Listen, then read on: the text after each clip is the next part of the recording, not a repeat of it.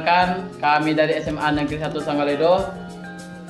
Kami akan menyampaikan materi kami cara penanggulangi kebakaran hutan yang bergontakan 4 orang dengan saya sendiri, Tusdiarto Enggo. Saya Dirgantoro. Saya Musdiansyah. Saya Rino.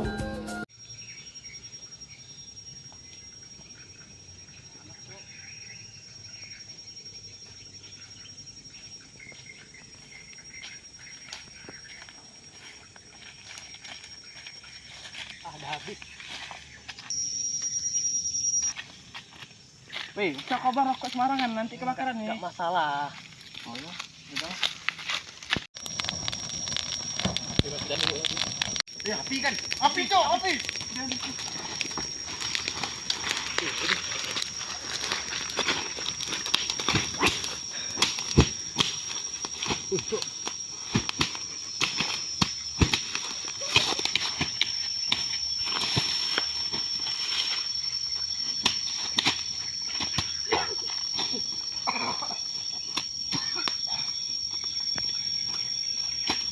Siapa yang bakar nih?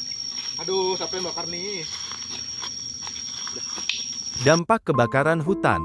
Kebakaran hutan berdampak negatif baik terhadap lingkungan maupun terhadap kesehatan manusia. Berikut dampak yang ditimbulkan akibat kebakaran hutan. 1.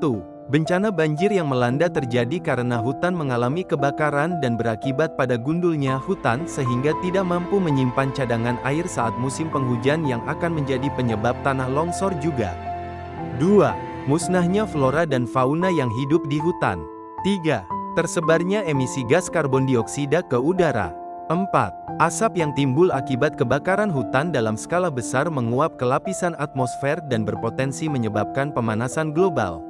5. Bahan baku industri yang menggunakan kayu atau bahan lain dari hutan akan berkurang jumlahnya karena hutan. Faktor perbuatan manusia. 1. Pembakaran sampah di dalam hutan. 2. Membuang puntung rokok di area hutan. 3. Penebangan pohon sembarangan pembukaan lahan dengan cara membakar hutan. 4.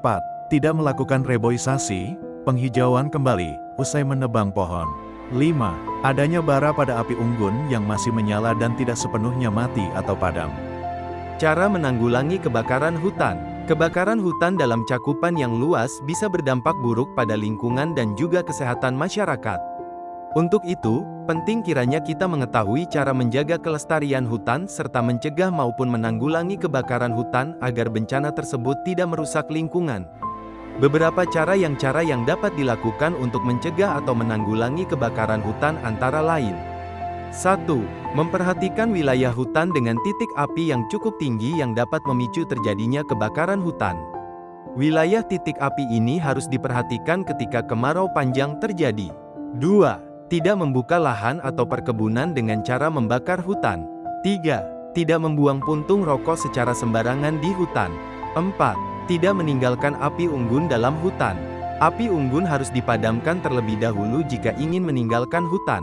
5. Melakukan patroli hutan secara berkala untuk mengecek kondisi hutan. 6. Melakukan pemotretan citra secara berkala terutama di wilayah dengan titik api yang tinggi.